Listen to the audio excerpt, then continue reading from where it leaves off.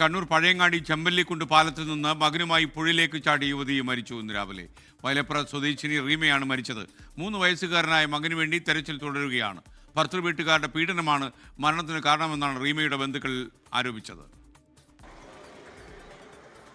ഇന്നു പുലർച്ചെ 1:30-യോടെയാണ് വയലപ്ര സ്വദേശി റീമ 3 വയസ്സുള്ള മകനുമായി ചെമ്പല്ലിക്കുണ്ട് പാലത്തിൽ നിന്ന് പുഴയിലേക്ക് ചാടിയത്. കുട്ടിയെ ഷാൾ ഉപയോഗിച്ച് ശരീരത്തോട് ചേർത്ത് കെട്ടിവെച്ച് പുഴയിലേക്ക് ചാടുകയായിരുന്നു.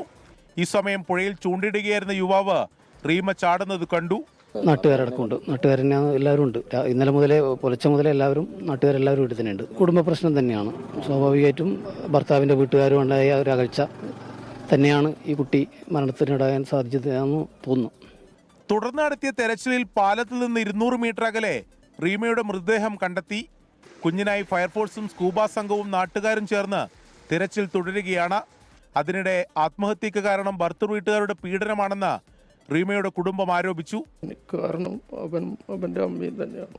ബുധനാഴ്ച മോള് പറഞ്ഞു ഇങ്ങനെ വന്നിട്ടുണ്ട്, വിളിച്ചിരുന്നു. കാരണം കുഞ്ഞിനെ കൂട്ടിയിട്ട് പോകുന്നു പറഞ്ഞു. അപ്പോൾ അവൾ പറഞ്ഞില്ല, കുഞ്ഞിനെ മാത്രം ഞാൻ അയക്കൂല, ഞാൻ കുഞ്ഞിൻ്റെ കൂടെ ഞാനും ഉണ്ടാവും. അങ്ങനെ വ്യാഴാഴ്ച അവൻ ഉച്ചക്ക് 1:30 ശേഷം ഇവിടെ വന്നു. ഷോപ്പിലുണ്ടായിരുന്നു. കുഞ്ഞുമോനും ആടെയില്ലത്. എൻ്റെ കുഞ്ഞുമോന്